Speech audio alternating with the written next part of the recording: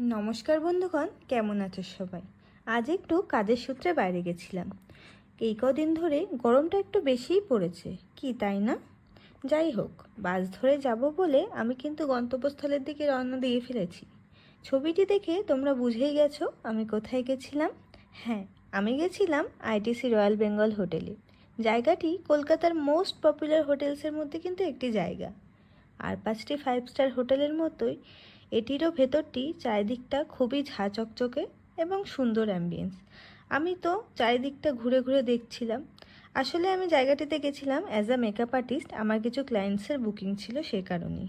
ভেন্যুতে পৌঁছে আমি চারিদিকটা ভালো করে ঘুরে দেখলাম। ঘুরে দেখার পরও আমার অনেকটা সময় বেঁচে গেছিলো। ভেন্যুতে পৌঁছে অনেকটাই সময় আমাকে ওয়েট করতে হয়েছিল।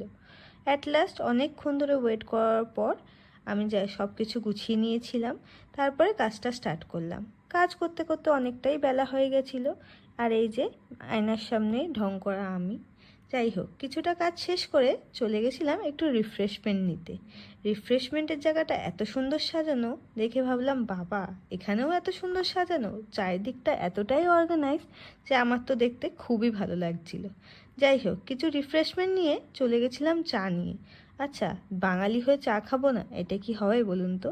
যাই হোক, চা খেতে খেতে আমি কিছুটা গল্প করে নিলাম। দেন কাজটাও আমি তারপরে শেষ করে নিলাম।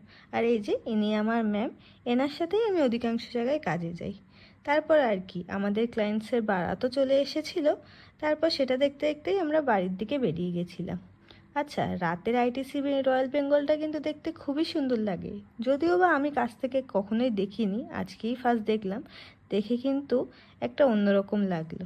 যাই হোক, বাড়ির দিকে যেতে যেতে 1 প্লেট মোমো খেয়ে নিলাম আমি আর ম্যাম। আর আজকের দিনটা